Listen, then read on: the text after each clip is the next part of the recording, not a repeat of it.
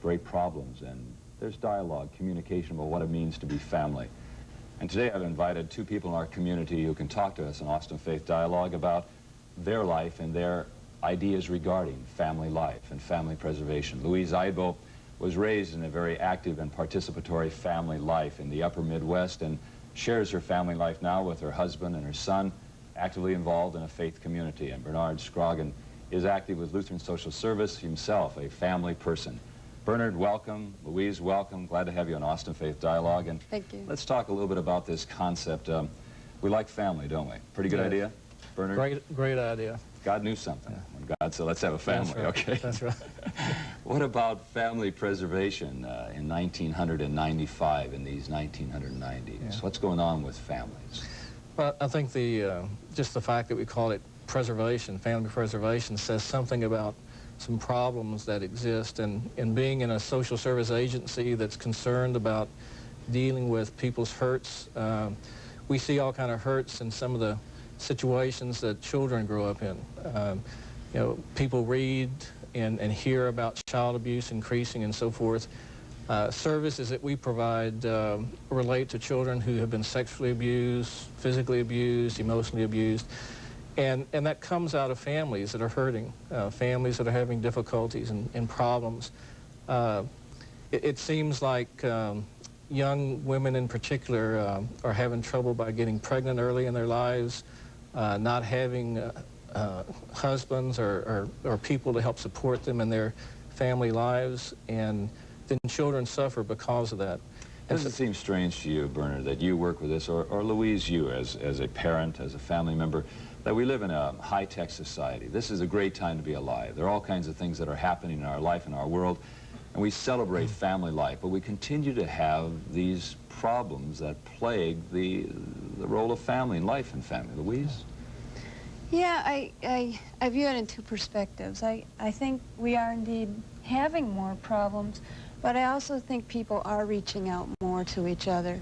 I see family getting broader in terms of networking with friends and local supports, not necessarily community services, but just with friends. And for those people who fall out of a community network, they do have to go to the social services, and those groups are increasing. And I think that's a big concern for everyone. The statistics point out that divorce rates are kind of leveling out, I think. It says something about that. But some of the concerns that you have, Bernard, and some of the rest in the religious community in Austin have to do with those who are a part of this family that Louise is talking about, this family within our community, but also are finding themselves in a situation where they don't know some of the skills of what it means to be a parent, to be family. Family is hard work. It is hard work. It takes a lot of resources to help rear a child and to support a spouse and family so that you can help them with their needs. And it takes a lot of work. It takes a lot of energy, and sometimes it's not very romantic. And if you're alone doing this, if you're all by yourself with no support system, sometimes I'm amazed at the strength that some people show in dealing with the things they have to deal with without support. And so part of our interest is how can we help build those support bases. I think faith communities are an excellent place to start in terms of building those support systems that don't exist. And many of us have family members that live miles and miles away, and some people don't have any family nearby or any support system. And so programs that can help begin to build that, people who can invest their energy in trying to help people link with others, to network with others. And I think that's what the family, the old family used to be. It was a system of support.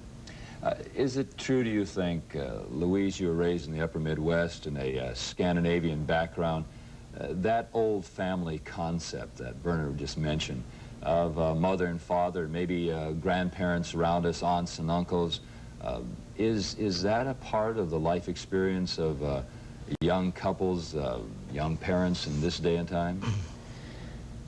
Yes, I can just talk about some of the friends that I have, and what we notice is our parents aren't around, so the grandparents aren't necessarily in the same city. It doesn't mean they're not important or that you're not close to them, but maybe some of the expertise or even time to help raise a child isn't there. And I think that's a difference in that maybe we relied on our immediate families in the past more easily because of physical proximity. Now we reach out more. Now we get to know our friends and hopefully neighbors in order to provide that support. But if you're alone, you don't have any time. And if you're alone So- without skills and education and a way to provide financial support, that even makes it more difficult. And young women who get pregnant when they're young, drop out of high school, don't have job skills, it's just amazing the challenge that they have in front of them. And that's why I think communities like faith communities can help begin to provide that support for these people. Bernard, is it possible, Louise, is it possible for a young woman, a teenager, who becomes pregnant, is it possible for her to make it? I would like to think that one of my heroes, when he says where all the women are strong, describing about Lake Wobegon, you know, that you know, a woman can handle that, she can deal with it, she can make it on her own, but is that really true? Isn't it almost impossible for a young pregnant woman to make it without having that support system around her? I think for anybody who's alone, it's nearly impossible. And for a young woman who doesn't have the skills that someone who's finished school or has some job skills, to me it just seems impossible. To me, that's how the welfare cycle gets perpetuated. People get in the cycle and don't get out because they don't have the skills to get out, nor the support. You know, I think we have to recognize, so that kids today are in a different situation than we're in. And instant adulthood, the way to obtain instant adulthood now is to have a child. Mm-hmm. And there's nothing more precious than a child, and every parent wants to give the child the best experience they can. And I would say it gets harder. The birth is a great, tremendous experience, minus the pain, of course. But, you know, I hate to say it's impossible, but it's hard. You know, I'm an older parent in terms of having young kids. I have a husband. I have a big social network and lots of support. And I find that I'm stressed, and it's difficult. And I feel, if I feel that way, how can somebody who might be 17 or 19 without those same support networks feel? So my concern is maybe there needs to be more support networks. Not necessarily welfare, though. That's right. If we're talking then about family preservation, and we have this holy gift called life given to us no matter what age it might be, then the first step is to recognize that we really can't do it by ourselves, That's right. that no one can do, and that we need to have this network, we need to have a faith community. Yeah. People come into my place and they'll say to me, we need help. And I'll say, one of the first questions I ask them, do you have a faith community? Do you have that network? So I think we need to, when we talk about family preservation, we want to talk about that need for the village concept. It takes a Yeah. village to raise a child. Is that right? Right. Right. Yeah. There's a difference between dependence and interdependence, and I think we're all interdependent. We're all dependent, but we also can support one another. So we're responsible for one another, but we're also dependent on others. And it's that type of interaction I think that's necessary. Yeah. But what about Louise's point about this instant adulthood, that you come to instant adulthood by having a child? If that is true, how do we go about then helping bring people along so that they recognize that, okay, now you're an adult, how do we then learn the skills of parenting, of being an adult? A part of that came out of, in the past, traditional family. Self-sufficiency, learning and having good role models. And if we can begin to provide some of that through mentoring, through providing some opportunities for people to feel good about themselves, to learn skills, then perhaps that will come.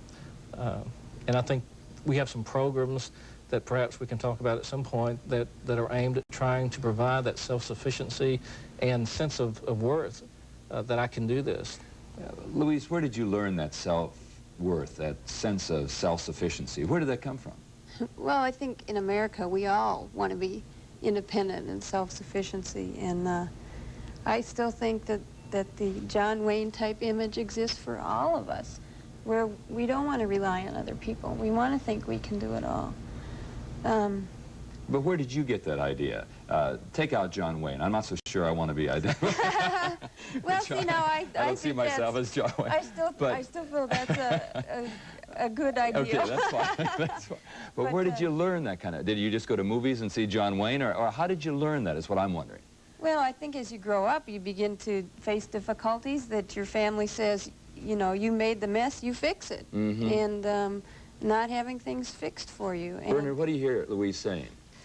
Well, part of what I was thinking, you're saying, I also can remember my dad or mom putting their arm around me when I did make a mistake, and kind of saying it's okay and you can do better and we'll help you through this, you know. So I think it's as much as pointing out errors and now fix them as much as it is we're not perfect and we're here to support you, to teach you how to fix things.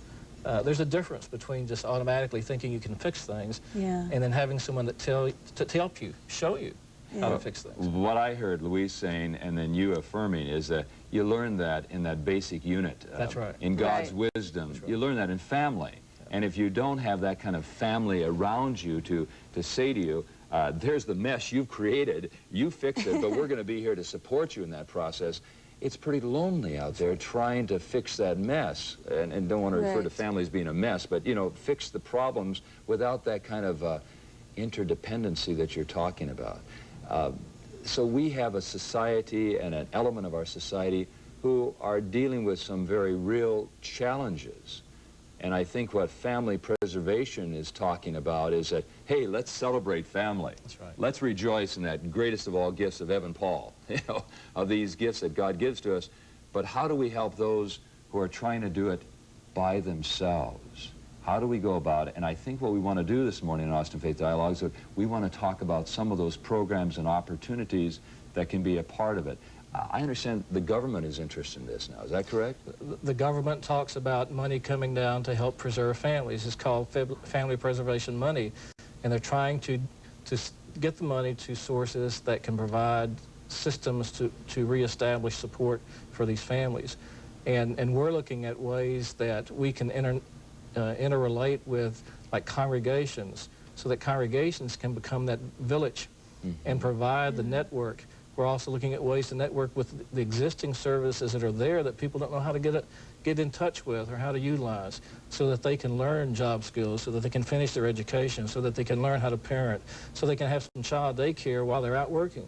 A single mother can't expect to be working if she's taking care of her child. And so those types of networks are what we're looking at trying to develop. We've got some models in mind to work with certain congregations to try to develop that as a project, and then maybe to replicate that among some other congregations. Well, that's what we'd like to talk about in the second half of the program, because I think we set the stage here for family preservation, and we want to talk in Austin Faith Dialogue about where we go with this so that we can challenge those in our community who view this program, that they can, in their synagogue or in their congregation, wherever they might be, as people of faith, help to hold up and lift up the importance of family. Stay with us on Austin Faith Dialogue. We'll be right back and talk some more about this important issue, family preservation. Serving Austin means serving you. That has always been the primary goal of Austin Metropolitan Ministries. We are religion in action through the work of these organizations. Each plays a key role in making the capital city a better place to live, but we can't do it alone. Do you have some spare time, talents, or any resources that you can share?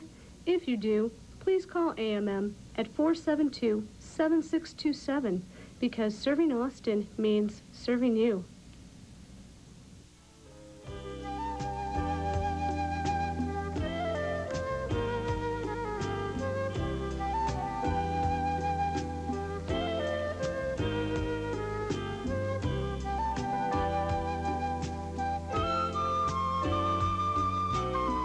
One of the great treasures of life is to live in relationship with others, and people with whom I visit always talk about their desire to have family, to have a family where they're safe, to have a family where they can be nurtured, to have a family where they can grow. And today on Austin Faith Dialogue, we're inviting you to listen as we talk about preservation of family unit. Bernard, we talked about the government's interest. The situation is that we have people in our society who don't have some of the skills of parenting, and they haven't learned them for one reason or another. And without any condemnation, it's a concern for us as a society. What can be done? What is the concern of the government, and how can some of these programs be set up, and how could congregations be a part of family preservation? We're looking at a model that we're trying to develop with the congregation now, where some transitional housing be provided for young single mothers who are without a home. They may have their child already, or they may be pregnant with their first child. And we'd like to provide a safe environment for them to live in, first of all, where they don't have to worry about being out in the environment, where they can have a place to live and they can have food and shelter. And a congregation can help provide that if they have a housing situation. And we're looking at a quadplex right now where we could take care of 4 women like this at a time. And while they're with us, then we begin to work with them, assess what their skills are, where they need to strengthen their skills, if they need education, how to get them into education, how to get them into job training, how to get them linked up with medical care. The church could provide child daycare through their child daycare program so that during the day the child can be there and the mother can be either learning or working. And as the woman begins to develop some skills and employment possibilities to help find her a job, and then to help her move into more permanent housing once she has the skills and resources to do that.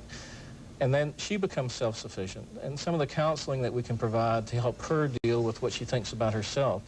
And then to use some of the congregation members as mentors. We would like to see a family kind of adopt this woman and her child, and maybe just come in for a coffee clutch and sit down with her on a regular basis to see how things are going and to talk about child care. And like when, you know, a wife or a mother would go to their mother to talk and say, this is happening in my family and this is happening with my child, am I being a good mother? And to have somebody to bounce that off with. So to have a mentor to help with that. And then the congregation can help sponsor a family, kind of like the refugee model that we've used to help resettle families. A congregation could take this family and help establish them so that they can become self-sufficient. That's kind of the model that we're looking at, and we're really excited about the congregation's role in it. Louise, what are you? You are a congregational member. What do you think is the benefit of a congregation to be involved in a program like this in family preservation? Well, I think from my standpoint, it's the community that a congregation has to offer any one individual. You don't get that unless you interact with the congregation. But a network or a community, one of faith, provides support in a number of different ways that I think helps lift somebody to feel confident enough to keep going. And it provides a safety network for everyone. So some of the crises that we see now can be avoided because maybe there's just another resource to step in for an evening so somebody can take a break. Maybe there's some resources just to help learn some of the GED programs. But the idea is to provide that safety network so that you're not at wit's end and so that you can be preventative instead of reactive. I think another component that the faith community can provide, in addition to all those things, is that spiritual component of there are things that always go wrong, and there are things that we don't always have answers to. And I think part of the whole issue of having that semblance of sharing our suffering, sharing our hardships, and supporting one when they go through hardships is part of that spiritual piece. And I think a congregation can offer that so much more than being in simply a governmental project. Right. And also I just want to say to rejoice the good times. That's You right. know, there's That's a right. Share lot the of good times. That's right. a lot of fun things that happen with a child, and it's nice to be able to link up and say, wow, they learned. Share the good news. Yeah. Before we came on the air, you mentioned about something that you have seen to it regarding your son, that he, although is away from grandparents who live on the East Coast and Upper Midwest, he really does have lots of adult relationships. Tell our viewing audience about that. How do you do that? Well, one of the unique things about the Austin community is that it is a close-knit community, and it's relatively easy to make friends here and make good friends. And so for our adult friends, we've taken a special effort, and perhaps they've taken a special interest in getting to know our son. And we're lucky because they'll call him up and say hello, or if we go out to hear them in a music event, they'll recognize him as he comes into the room.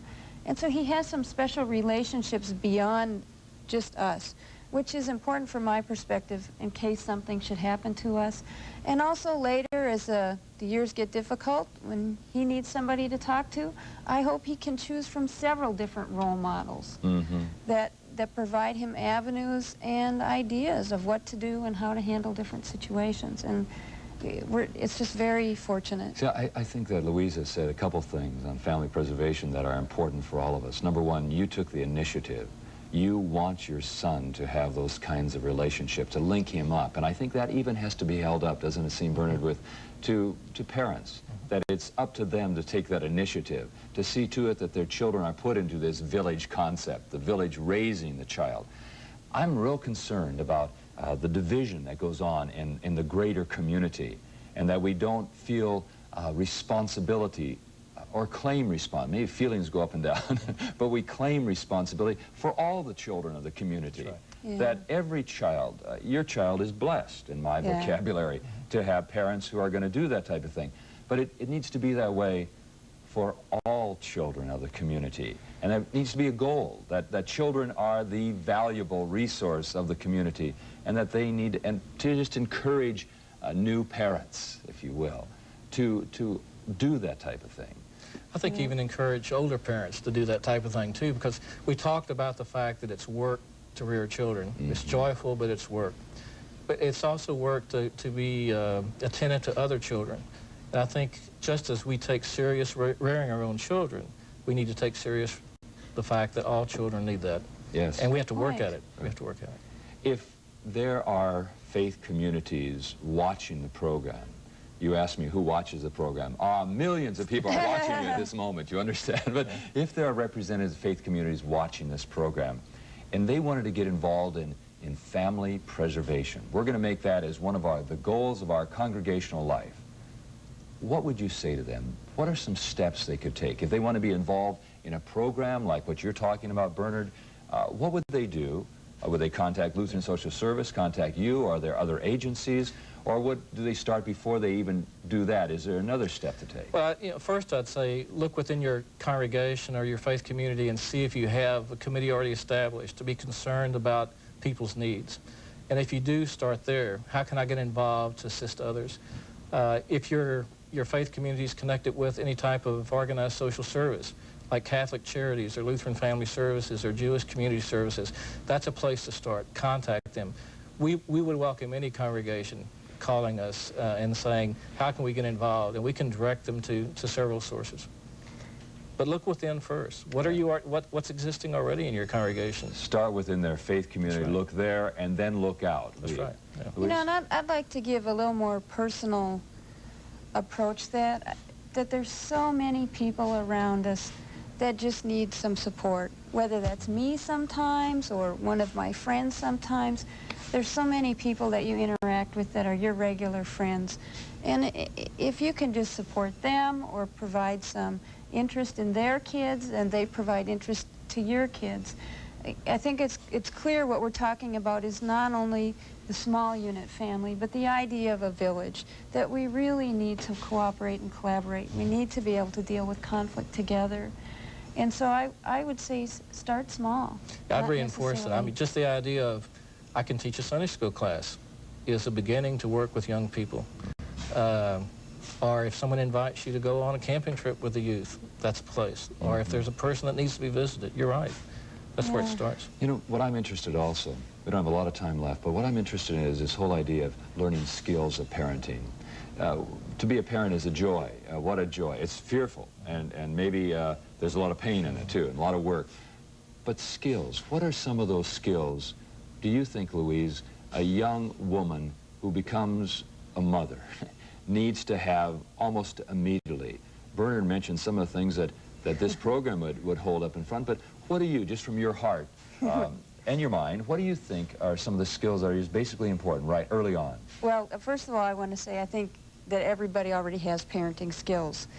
Some of them might be more effective or more healthy, and I think we have to realize that sometimes there's a change that you have to go through.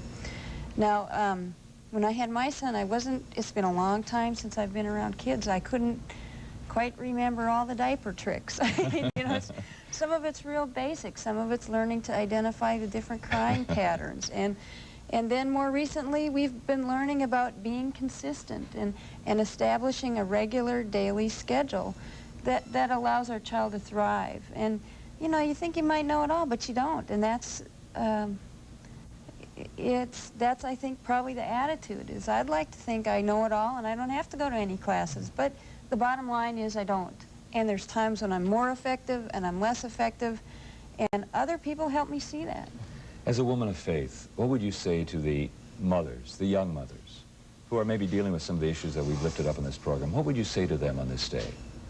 From your heart to their heart. On Mother's Day, I would say congratulations. Yeah. You know, there's such a blessing, and give your child more love than you got. Bernard, thanks for being along. Thanks for Lutheran Social Service of the South and the work that you all do, and family preservation, all the other ministries that you all do. And also, Louise, thank you for being a part of this. And what a joy it is to be in family. And we thank you for being with us on Austin Faith Dialogue.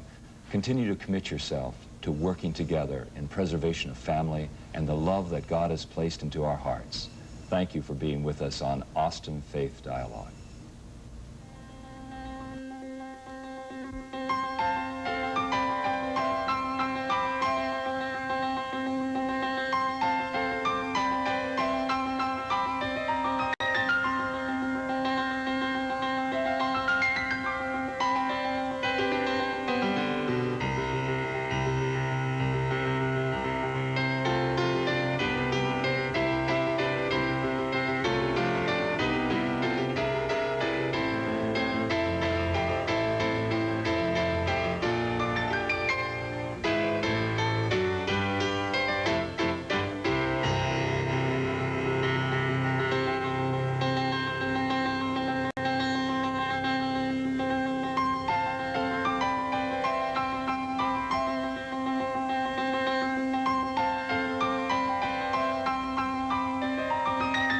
For more information, call Austin Metropolitan Ministries at 472-7627.